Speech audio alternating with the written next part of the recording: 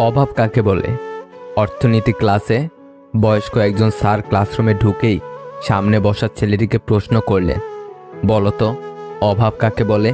ছেলেটি উত্তর দিল, অর্থনীতিতে বস্তুগত ও অবস্তুগত কোনো দ্রব্য পাওয়ার আকাঙ্ক্ষাকে অভাব বলে। স্যার বললেন, এটা তো বইয়ের ভাষা, সাধারণত অভাব কাকে বলে?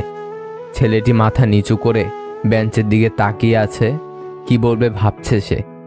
স্যার আবার তাড়া দিলেন, বলো অভাব কাকে বলে?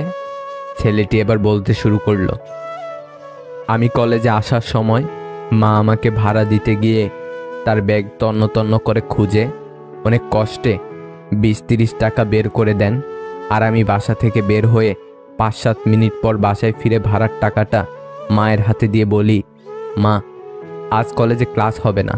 মা তখন বলেন, আগে খবর নিবি না কলেজ হবে কি না? মায়ের সাথে এই লুকোচুরি হচ্ছে অভাব। বাবা যখন রাত করে বাসায় আসেন, মা তখন বাবাকে জিজ্ঞেস করেন, এত রাত হলো কেন ফিরতে?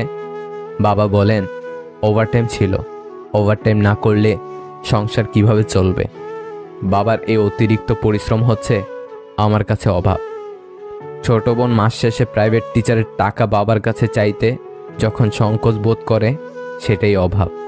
মাকে যখন দেখি ছেঁড়া কাপড়ে সেলাই দিতে দিতে বলে, কাপড়টা অনেক ভালো, আরও কিছুদিন পরা যাবে, এটাই অভাব। মাস শেষে টিউশনির পুরো টাকাটা মায়ের হাতে দিয়ে বলি, মা এটা তুমি সংসারে খরচ করো। মা তখন একটা স্বস্তির হাসি হাসেন, এই স্বস্তির হাসি হচ্ছে অভাব। বন্ধুদের দামি স্মার্টফোনের ভিড়ে নিজের নর্মাল ফোন লজ্জায় যখন লুকিয়ে রাখি, এই লজ্জাই আমার কাছে অভাব। অভাবী হওয়ায় কাছের মানুষগুলো যখন আস্তে আস্তে দূরে সরে যায়, এই দূরে সরে পড়াটাই আমার কাছে অভাব। পুরো ক্লাসের সবাই দাঁড়িয়ে গেল, অনেকের চোখে পানি। স্যার চোখের জল মুছতে মুছতে ছেলেটিকে কাছে টেনে নিলেন। বস্তুগত আমাদের সহপাঠীদের মধ্যে এমন অনেকেই আছে যারা কয়েক মাস অপেক্ষা করেও বাড়ি থেকে সামান্য টাকা পায় না। সব দুঃখ কষ্টকে আড়াল করে হাসি মুখে দিনের পর দিন পার করে দেয়, খেয়ে না খেয়ে। তাদের হাসির আড়ালে লুকিয়ে থাকা কষ্টটুকু বোঝার সুযোগ হয়তো আমাদের হয়ে ওঠে না, এটাই আমাদের অভাব। প্রতিটা মানুষ তার কর্মের ফল পাবে, কিছুটা ইহকালে, কিছুটা পরকালে। একটা কথা মাথায় রাখবেন, অন্যের চোখের জল দিয়ে নিজের সুখ তৈরি করে বেশি দূর যাওয়া যায় না।